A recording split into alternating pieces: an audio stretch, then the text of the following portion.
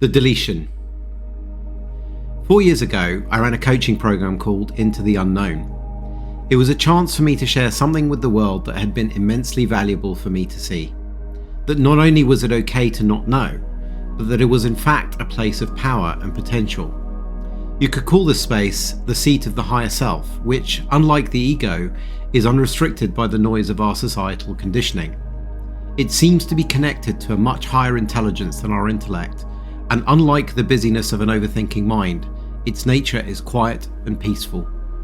When we allow ourselves to sit in the space of the unknown without resistance, it is capable of channeling intelligent energy from a formless no thing into intuitive nudges we can follow that become the infinite somethings that make up our shared reality and the form of our world. I had seen firsthand how getting out of the way of the noise of my head had allowed this deeper intelligence to bring healing to my body from a chronic health condition that I'd suffered from for 7 years. As my understanding of this space grew, it enabled me to stop trying to figure life out so much. Partly this was because I saw this space before my thinking was the place of peace that we all seek externally in our goals and our strivings. It's actually within us, so we don't need to try so hard to simply have a sense of well-being. But it was also because I saw that following the nudges from this sense of deep knowing could easily help me to live my life just simply by following the breadcrumbs that it served up in front of me in each and every present moment. But as I reflect back, I see now that I didn't live completely in the unknown. I lived from it. There were things that I thought I knew which didn't seem to exist in the realm of the unknown, which provided some boundaries or scaffolding for helping me to understand and make sense of what I thought was important in the world. Some examples. I thought I knew who I was in the world and what I represented. I thought I knew what was important. I had interests and things I cared about that looked like they would never change. I thought I knew I wanted to grow a business. I thought it was important for me to help people. I didn't realize this until it fell away, but there was a part of me that clearly wanted people to look up to me. The nudges that I got from the unknown appeared, it seemed, to help me do well with these things, much better than my noisy, insecure thinking mind had ever done. To put it another way, I had learned to navigate what I thought was the known from the intelligence of the nudges that came to me from the unknown. It left me feeling very confident in many ways as I began to see that something within me was very capable of allowing me to do well within the structures of the society that we've become accustomed to living within, but without all the stress and overthinking which had previously made me sick. But it began to change. 2020 was a pinnacle year for many of us. I had always had a questioning and curious mentality and don't like to blindly accept what I'm told. I learned years ago to look for myself, and it was what I learned from that curiosity that often helped me to help my coaching clients. I would challenge their perceptions of what was true from the perspective of seeing alternative truths that I'd garnered from my own insights and explorations. The sharing of these perspectives would help to open people's minds and enable them to see new possibilities. But the events of that year kicked this side of me into a much higher gear. As the amount of advice, directives, and general noise about what we should and shouldn't do increased externally in the world, I found myself in a state of questioning literally everything I was told. I believe this served as a kickstart for me to go into a deeper level of awakening, and I know many others who feel and have experienced the same. During this period, I explored many different perspectives both from mainstream and alternative media, hoping to come to some firm conclusions and reach some answers about what was actually true. I did sessions with some of my old mentors and some new ones also, but the more and more I explored, the less concrete answers I found and the more questions were left. That's not to say I did not find answers, but many were not answers I would stake my life on. Many seemed to be based on opinion, conjecture, and things I couldn't verify. Others seemed to be factual, but I found it hard to conclude if those facts were good or bad.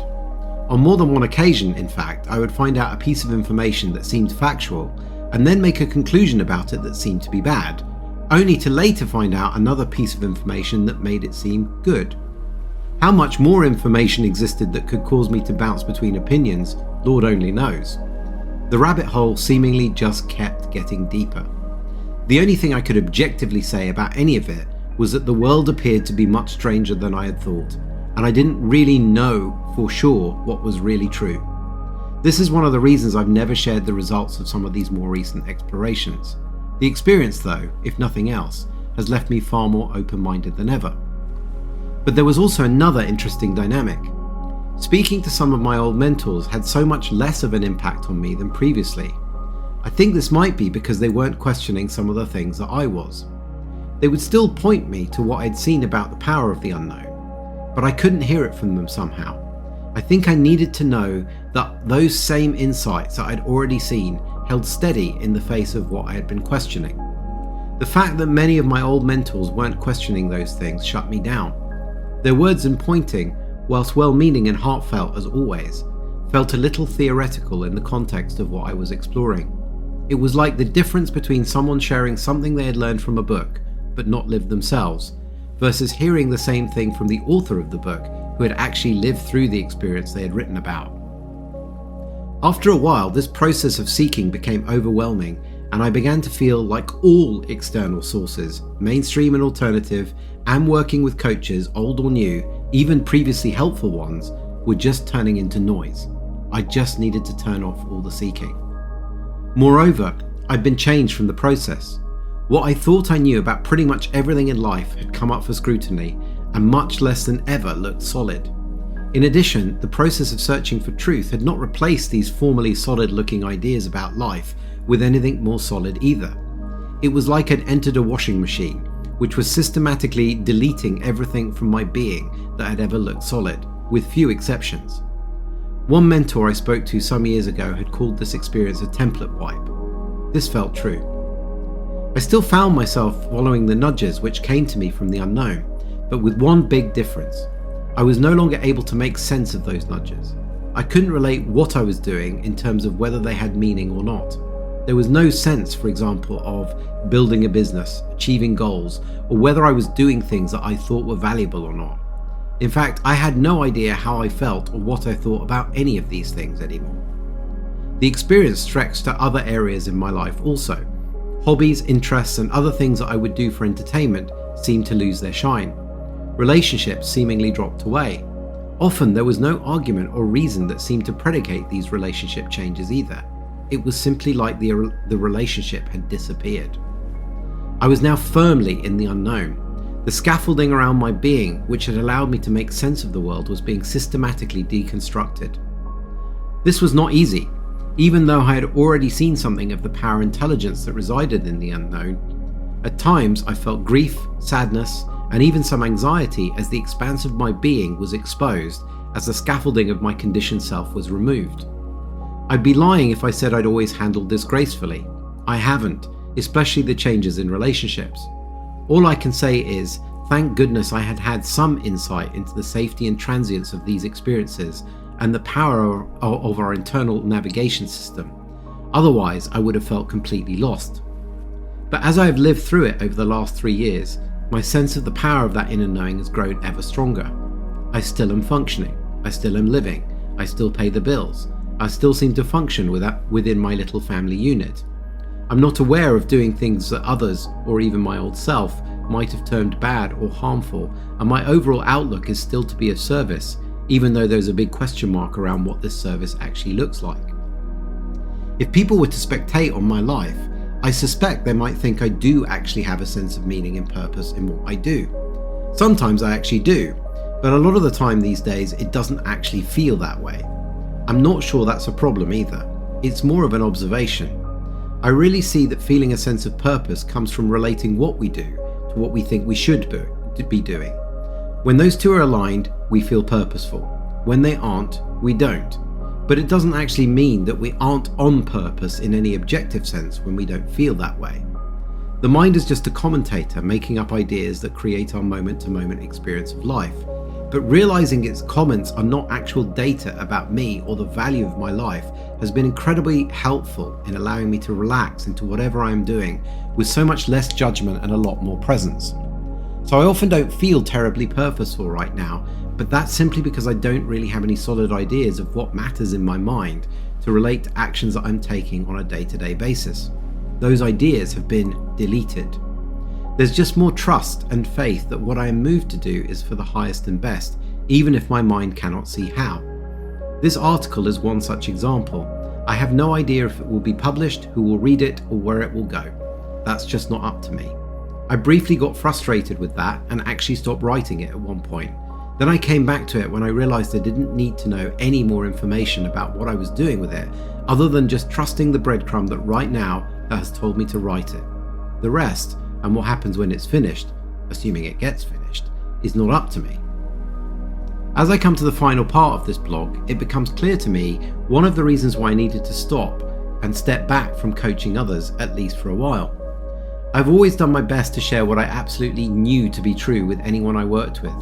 People have an ability to intuitively know when someone is sharing something that they don't really see, when they're not being entirely genuine. They will either fight back against your sharing, fail to be impacted, or won't engage in the first place. What I have been through over the last few years has served as a deepening. The insights I've had are not new to me. I still see that underneath it all we have a fundamental well-being on a spiritual level. Our peace is always close by. I still see that there is a knowing that comes from a higher intelligence or self within us. But I needed to really see that deeper for myself amongst a backdrop of much greater uncertainty and an apparent removal of constructs from my mind about who I thought I was before I came out again. There's more to say about coaching, but that will come in another blog.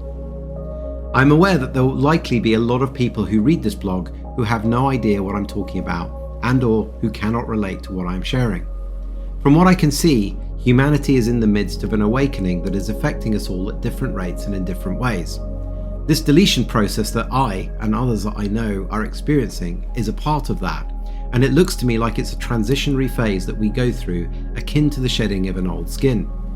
That's not to say that there is any better or worse place to be in that process, or that there is any judgment, at least from me, if you aren't aware of being in that process. In fact, it looks to me by some kind of intelligent design that it's occurring in waves for different people. Given the amount of change that I have gone through over the last few years, and how at times it seems to have stopped me in my tracks, it seems to me that if we all went through it at the same time, the world would be in chaos. If you're someone reading this who has resonated with what I have shared, then my hope is that you can feel seen and know that you are not alone. I get the sense that I will be producing some resources to support you during this process. For what it's worth, I feel like we just have to roll with this process right now, and the more we can come alive to our sense of inner knowing, be with our experience without resistance, and really open up to the possibility that there is intelligence at work here, the easier it will be and the more we will find our way through. If you haven't resonated with what I've shared, but made it to the end of this blog, then thank you at least for reading this. I hope at least you can feel that I'm doing my best to genuinely share an experience that has been extremely real for me over the last few years, even if there's no resonance with your own path right now. I also hope that the spirit of that sincerity will touch you, if nothing else. More to come. With lots of love, me.